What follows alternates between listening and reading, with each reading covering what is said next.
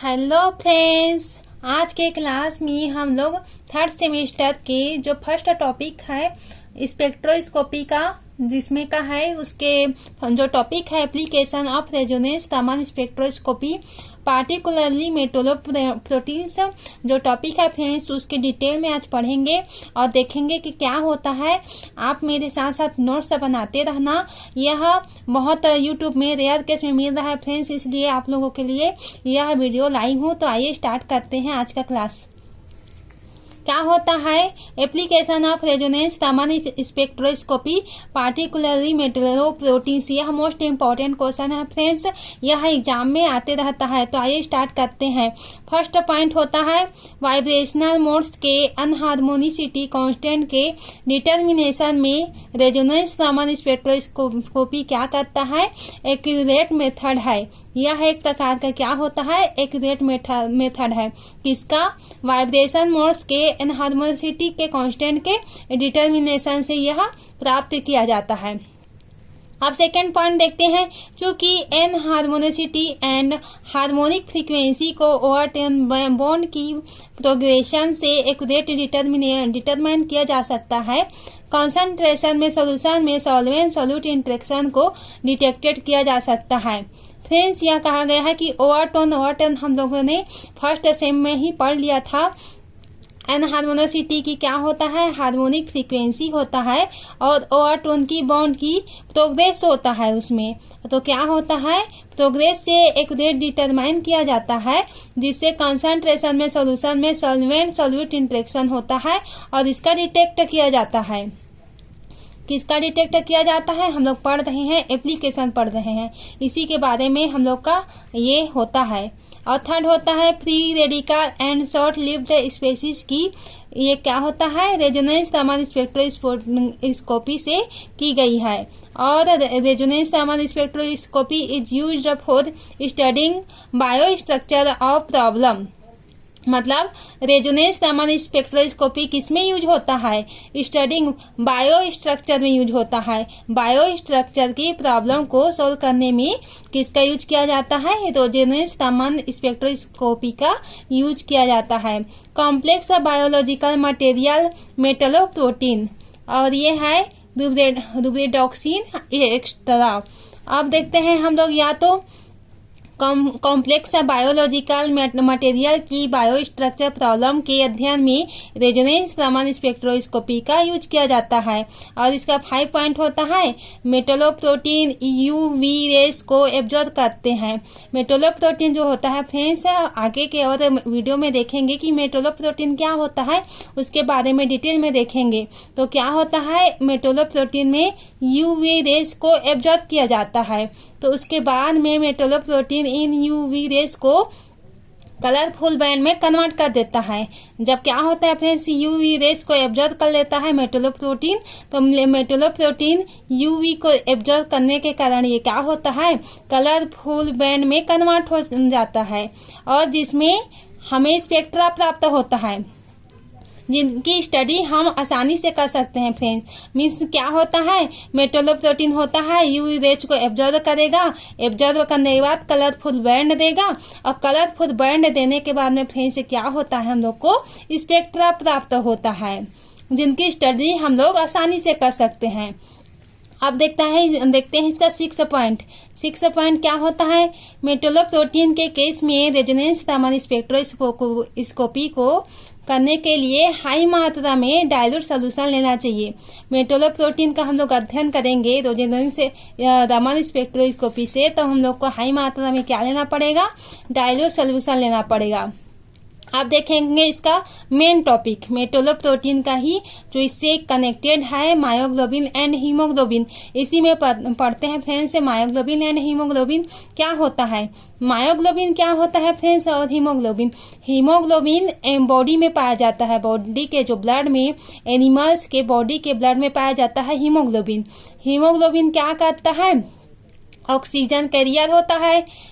Haemoglobin क्या होता है, ऑक्सीजन कैरियर होता है, जो O2 को ले जाता है कहाँ, फेफड़े तक यानी लंग्स तक ले जाता है, वो हीमोग्लोबिन होता है। जबकि मायोग्लोबिन क्या होता है फ्रेंड्स, मायोग्लोबिन क्या होता है, मायोग्लोबिन भी क्या होता है, ये O2 कैरियर होता है, जबकि मायोग्लोबिन ये होता है जो टिश्यू में O2 को स्टोर करके रखता है, वो मायोग्लोबिन होता है।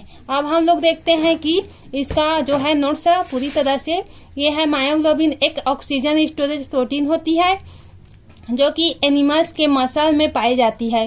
फ्रेंड्स, क्या होता है मायोग्लोबिन?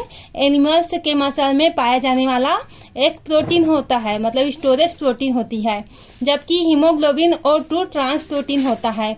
वही बताइए फ्रेंड्स कि O2 को कैरियर करता है, इसलिए हीमोग्लोबिन क्या होता है? ट्रांस प्रोटीन होता है जो एनिमल्स के ब्लड में पाई जाती है। आप देखते हैं रेजोनेंस थर्मल स्पेक्ट्रोस्कोपी। मायोग्लोबिन क्या होता है फ्रेंड्स? मायोग्लोबिन टिश्यू में पाया जाता है मायोग्लोबिन, जबकि हीमोग्लोबिन क्या किस में पाया जाता है? ब्लड में पाया जाता है। आप देखते हैं रेजोनेंस थर्मल स्पेक्ट्रोस्कोपी। रेजोनेंस एक एन हार्मोनिसिटी कांस्टेंट को डिटरमाइन करने के लिए एक्यूरेट मेथड है। एन हार्मोनिसिटी और हार्मोनिक फ्रीक्वेंसी ओवरटोन बॉन्ड्स की प्रोग्रेशन से एक्यूरेटली डिटरमाइन किया जा सकता है। स्कैटरिंग रूल के साथ सॉल्वेंट इंटरेक्शन लो कंसंट्रेशन पर डिटेक्ट किया जाता है। फ्रेंड्स, और इसका आगे का पोर्शन ये है, आप लोग इसे अच्छे से नोट्स बना ले ताकि आप लोग अच्छे से पढ़ सको। और इसका फर्स्ट पॉइंट होता है, ये क्या होता है फ्रेंड्स? ये एप्लीकेशन को ही देख रहे हैं हम लोग कि इसमें मेटलोप्रोटीन का, पार्टिकली मेटलोप्रोटीन का जो है ना, उसका एप्लीकेशन हम लोग देख रहे हैं। रेजोनेंस थर्मल स्पेक्ट्रोस्कोपी की सहायता से इलेक्ट्रॉनिक ट्रांजिशन आसानी से समझाया जा सकता है। मतलब क्या होता है फ्रेंड्स? इलेक्ट्रॉनिक ट्रांजिशन क्या होता है? जैसे कि ग्राउंड स्टेट में लाइट आएगा तो वहां से ग्राउंड स्टेट से अगर आएगा लाइट तो एब्जॉर्ब करके वो किस में चले जाएगा? एक्साइटेड स्टेट में। तो ये होता है इलेक्ट्रॉनिक ट्रांजिशन होता है। तो इसको किसके हेल्प से हम लोग समझा सकते हैं? इलेक्ट्रॉनिक ट्रांजिशन को हम लोग समझा सकते हैं रेजोनेंस थर्मल स्पेक्ट्रोस्कोपी के सहायता से। हम लोग इसको डिटेल में समझा सकते हैं। और रेजोनेंस थर्मल स्पेक्ट्रो की सहायता से ही हम लोग क्या समझा सकते हैं फ्रेंड्स? बता सकते हैं फ्री रेडिकल के बारे में। और थर्ड पॉइंट होता है वो है रेजोनेंस थर्मल स्पेक्ट्रोस्कोपी बायोस्ट्रक्चरल प्रॉब्लम्स और कॉम्प्लेक्स बायोलॉजिकल मटेरियल के लिए उपयोगी है। और फोर्थ पॉइंट है रेजोनेंस थर्मल स्पेक्ट्रो द्वारा पदार्थों की क्रिस्टलीय अथवा नॉन क्रिस्टलीय फ्रेंड्स जो होता है उसके अवस्था को, उसके पोजीशन को हम लोग किसके सहायता से समझा सकते हैं? रेजोनेंस थर्मल स्पेक्ट्रोस्कोपी के सहायता से उसके अवस्था को, पोजीशन को समझा जाता है, पहचाना जाता है कि यह क्रिस्टलीय है कि अक्रिस्टलीय है। अक्रिस्टलीय में नॉन क्रिस्टलीय, तो non crystal, crystal, non crystal ये होता है। और होता है बायोलॉजिकल स्टडी में रेजोनेंस थर्मल स्पेक्ट्रोस्कोपी का बहुत महत्व होता है। और इसका क्या महत्व है उसको देखते हैं। इसमें क्या होता है फ्रेंड्स? जो ए होता है वो है मॉलिक्यूल के किसी रीजन में वाइब्रेशन की बढ़ी हुई तीव्रता के चयन से उन रीजन में बॉन्डिंग का प्रकार अध्ययन हम स्पेक्ट्रम द्वारा ही कर सकते हैं। हम लोग क्या कर सकते हैं फ्रेंड्स? मॉलिक्यूल के किसी रीजन में क्या करते हैं? वाइब्रेशन की जो बढ़ी हुई तीव्रता होती है, तीव्रता जो बहुत ज्यादा फास्ट होता है, चयन से उस रीजन में बॉन्डिंग का प्रकार का अध्ययन हम स्पेक्ट्रम द्वारा समझाया जा सकता है। और क्या होता है? ऑक्सीजन कैरिंग प्रोटीन हीमोग्लोबिन, मैंने फर्स्ट ही बताया था फ्रेंड्स, जो हीमोग्लोबिन होता है ऑक्सीजन कैरिंग होता है। मतलब ऑक्सीजन को हम लोगों की ब्लड से वो लंग्स तक ले जाता है, कौन? हीमोग्लोबिन। तथा मायोग्लोबिन जो होता है वो कलर्ड होते हैं तथा विजिबल एब्जॉर्प्शन बॉन्ड प्रदर्शित करता है। इस तरह से फ्रेंड्स आज का ये टॉपिक पूरी तरह से कंप्लीट हो गया। ये पूरा IMP क्वेश्चन है, ये यूट्यूब में भी नहीं मिल रहा था फ्रेंड्स सर्च मारने पर, इसलिए इसको मैं वीडियो के बनाने के लिए कोशिश की हूँ। मेरा अगर वीडियो पसंद आया हुआ तो लाइक जरूर करें, सब्सक्राइब करें और इसी तरह से कमेंट भी करें कि क्या अगले टॉपिक लाना है। धन्यवाद।